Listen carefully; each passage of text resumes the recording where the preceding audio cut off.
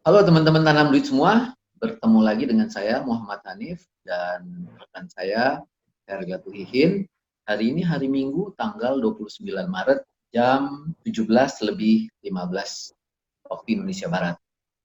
Nah, seminggu terakhir ya kita melihat pasar modal, pasar bursa saham uh, tetap mengalami penurunan.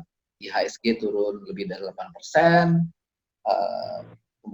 naik ya 8%, Dow Jones naik 9,5%, tetapi secara year to date masih turun cukup dalam. IHSG turun 28%, kemudian Dow turun 22%.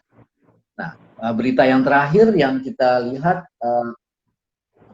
dari virus corona, jumlah yang terjangkit meningkat, kasus positifnya per sore hari ini 1.155, yang meninggal 102 dan yang sembuh 59. Jadi setiap hari terjadi kenaikan. Di beberapa hari terakhir ini kenaikannya agak eksponensial ya. Kita sepertinya akan memasuki masa kritis nih selama 2 minggu lagi. Jadi tentunya yang diharapkan adalahnya physical distancing. Stay home ya, jangan kemana-mana, kecuali kalau lagi ada perlu banget. Oke, Ferry, apa kabar Fer? Ini di rumah ya Fer ya? Ya, Alright, Fer, ini kita lihat kemarin Trump udah bilang mau pompa, bahkan dia udah menyetujui 2 triliun dolar. Gimana mekanismenya? Atau sebetulnya apa sih yang akan terjadi berikut ini? Fer, selalu ada berita baru gitu loh. Apakah ini akan terjadi resesi atau bagaimana? gini, kalau dampak daripada ekonomi virus itu sendiri, corona ini, bukan cuma resesi yang diramalkan, tapi juga depresi. Ya, Ya, depresi itu lebih dahsyat dari resesi. Ya, yang namanya depresi itu kita mungkin ingat pada tahun 30-an di Amerika, di mana terjadi unemployment rate, jumlah pengangguran sampai 25%. Ya, apa ini? ini ini kemungkinan besar pun akan terulang. Cuma pemicunya ini berbeda, ya, Ya, antara Great Depression di tahun 29 sampai 30-an yang berlangsung selama 9 tahun lamanya baru recovery, dengan apa yang terjadi ini hari depresinya. Itu pasti, karena apa? Sekarang semua dengan lockdown itu, faktor produksi berhenti semua. Mesin ya demand produksi and supply ya. demand and supply. Supply tidak Hmm. ada, demand pun tidak ada, karena orang traveling juga tidak ada. Ya, Iya, nggak hotel-hotel ada kosong, mobilitas. bahkan banyak maskapai penerbangan yang bangkrut ya di Iya, Amerika, Inggris, ya mungkin juga nanti ya di negara-negara lain. Jadi kalau ditanya economic impact-nya dari coronavirus ini apa, ini dahsyat gitu loh. hmm. Oleh karena dahsyatnya itu, maka pemerintah dan sentral-sentral bank itu Seluruh dunia mengucurkan nih ya. iya, likuiditas gila-gilaan. Amerika udah ready memompa 2 triliun US dollar dan The Fed sudah menyatakan unlimited. Berapapun yang Anda perlukan akan saya kasih karena dia tukang cetak uangnya. Ya kan? Hmm. Nah, ini apa? Karena ini impact-nya sangat luar biasa. Kalau umpamanya banyak perusahaan tidak bisa bayar payroll, tidak bisa bayar utang, tidak bisa Hmm. membayar overhead, ya. Hmm. Ini Hmm. kan bahaya. Hanya The Fed mengucurkan uang lewat government, ya kan, government issuing bonds dibeli oleh The Fed dan uangnya digunakan oleh government untuk memberikan bantuan langsung kepada masyarakat yang terkena dampaknya atau memberikan kredit ringan kepada corporate atau company-company yang kesulitan likuiditas. That's it. Jadi supaya likuiditas di market ada ya. Tetap ada, artinya Jadi ada apa? transaksi, Artinya yang di-create adalah transaksi sebetulnya kan ya. yang tidak ada sekarang adalah produksi. Tapi kalau umpamanya transaksi itu tetap ada, bos. Ya kan? Kenapa? Misalnya saya punya utang sama Anda, saya harus bayar. Uangnya dari Ah, mana kalau tidak dapat itu? ya Kan ya gitu ya. Transaksi ya. tetap ada. Yang tidak ada adalah produksi. Itu aja. Hmm. Nah, sekarang makanya sangat dahsyat sekali walaupun short lived, jangka pendek. Barangkali Juni juga udah selesai corona ini. Mungkin atau paling banter Juli lah ya, beda dengan Great Depression tahun 30-an yang memakan waktu 9 tahun untuk recovery. Ini diramalkan oleh ekonom-ekonom besar juga kemungkinan besar akan terjadi V-shaped recovery. Nah, artinya apa? Jatuhnya dalam, tapi begitu coronanya ini selesai, bounce back-nya pun cepat, tidak tahunan gitu loh. Mungkin tahun Jadi depan seperti kayak bilang, huruf P tahun gitu ini ya. iya, huruf V. Nah, IMF sendiri sudah menyatakan kalau tuh tahun ini negatif global growth, tahun depan pasti udah positif lagi. I see. Oke. Jadi tetap aja sekarang sebetulnya yang sangat menghantui adalah virus corona ya. Nah, gini, saya sambung ya. Bukan cuma virus corona, banyak investor bertanya-tanya. Dengan adanya impact yang sangat dahsyat ini, apakah worth untuk beli saham pada saat dia jatuh? Gitu kan ya? Ya. Ya. Nah, Ya, betul. Satu advice. Saya akan melakukan buy fear. Saya akan beli ketakutan itu. Kenapa? Tentu saya punya reason. Dengan likuiditas yang begini banyaknya, luar biasa dipompa oleh The Fed. Sementara ekonomi menunggu corona, atau setelah corona masih dicekam rasa takut, duit itu harus mengalir somewhere. Kemana lagi mengalirnya? Ke financial paper. Nggak mungkin ke real ekonomi dulu. Ya, pasar keuangan jadinya ya. Exactly. Jadi saya justru senang banget kalau umpamanya ternyata indeks jatuh, itu buat saya kesempatan buy. Karena logikanya adalah kembali lagi, likuiditas yang sangat banyak ini perlu channel. Channelnya kemana? Real sector belum jalan. Pasti ke financial sector. Iya, oke. Jadi dengan kata lain bahwa uang yang dipompa itu nggak bisa langsung dipakai atau digunakan oleh sektor real. Kenapa? Karena dia butuh waktu.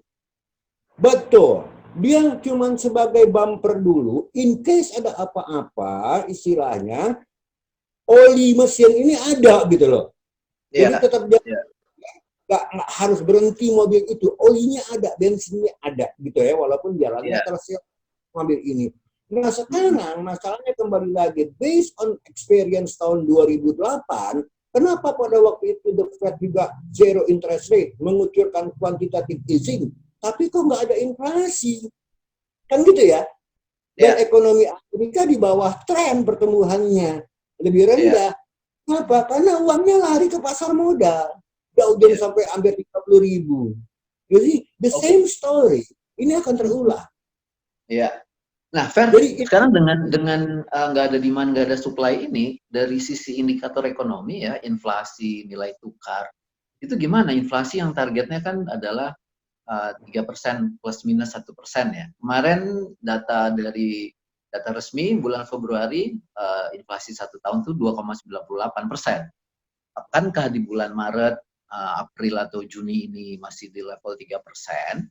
Atau akan gimana? Dan impact-nya terhadap tingkat bunga seperti apa? Logikanya begini, kalau tidak ada supply, tidak ada demand, harga itu tidak bergerak, bos. Itu logikanya, ya kan ya? Kecuali kalau tidak ada supply, demand-nya naik, ya kan, seperti tahun 70-an pada waktu perang Arab Israel mengenai minyak, itu kan, itu inflasinya gila-gilaan karena supply shock doang, demand-nya tetap ada, kan begitu ya.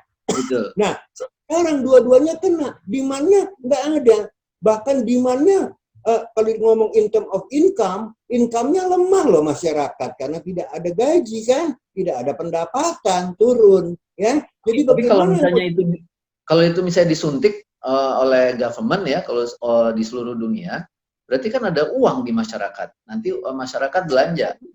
Nggak ada. Barangnya produksi tetap harus menunggu corona. Dan orang-orang yang masih terkait dengan faktor produksi, belum bisa produksi, dia juga mau belanja apa? Bahkan uangnya mungkin di saving. Karena untuk berjaga-jaga, jangan sampai kena bencana lagi. Nah itulah makanya yang namanya suntikan stimulus kepada faktor demand tidak akan jalan. Suppose saya pengangguran, saya dapat bill dari pemerintah, dapat cek, ya kan? Apakah saya akan spending? Belum tentu loh, karena saya harus berjaga-jaga. Oke. Nah sekarang jadi kalau ada orang yang bertanya, bagusnya seperti apa kalau di reksadana saham, reksadana pendapatan tetap ya tadi ya Fer ya, beli ya. Kalau saya akan pilih reksadana saham. Ya, jangan main saham individual. Karena apa? Pada saat market turbulen begini harus diversifikasi, bos. Kalau cuma 1-2 saham doang, itu bisa you get burn pada waktu jatuh. Apalagi kalau main margin, ya kan? Pasti dapat margin call, you get killed, ya kan?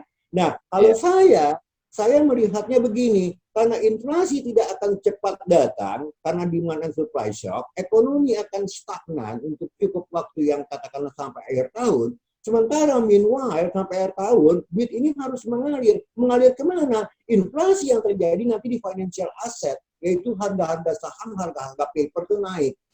Iya. Jadi kalau ada yang kalau ada yang mau menggunakan kesempatan ini, apalagi kalau jangka waktunya lebih dari 1 tahun, this is a good time ya.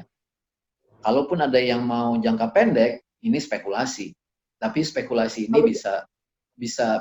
bisa ada manfaatnya sih, tetapi kemungkinan untuk volatile atau untuk turun itu masih tetap ada. Ya, betul. Kalau saya sih begini, kalau strategi saya pribadi, pada saat market drop, saya beli dan saya tahan untuk 6 bulan. At least. Enggak ya? Trading. Iya. Nah, nanti saya lihat lagi di akhir tahun, apakah memang masih ada kesempatan price ini increasing, price saham, atau akan berbalik arah. Tapi sekarang belum bisa ditentukan. At least saya punya time frame. Oke, saya buy today, saya lihat 6 bulan. Kenapa sampai 6 bulan? Karena dalam 6 bulan ke depan ini belum ada apa-apa dengan ekonomi real. Sementara injection di market itu udah banyak sekali. Oke. Kayaknya cerita kita nggak terlalu banyak berbeda dibandingkan dengan minggu lalu ya. Tapi mungkin yang sekarang yang rada baru adalah kemungkinan terjadinya depresi. Jadi lebih dalam dibandingkan dengan resesi. Tapi nanti recovery-nya dia bentuknya bisa V-shape ya.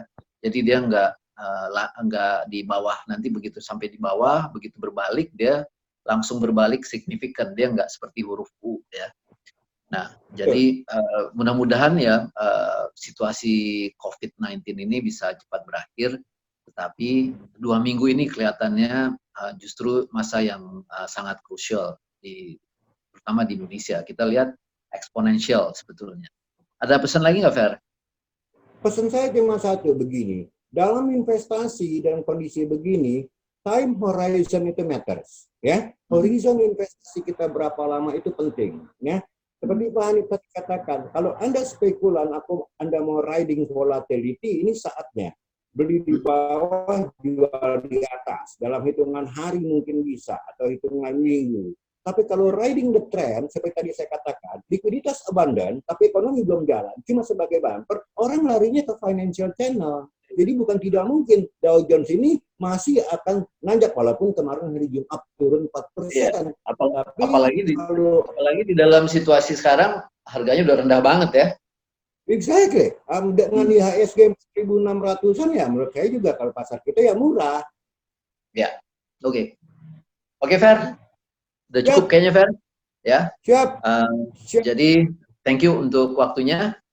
Teman-teman Tanam Duit semua, stay home, stay safe, ya, jangan kemana-mana, berkumpul sama keluarga. Semoga kita cepat melalui situasi krisis ini. Terima kasih atas perhatiannya, semoga bermanfaat. Sampai ketemu lagi. Bye.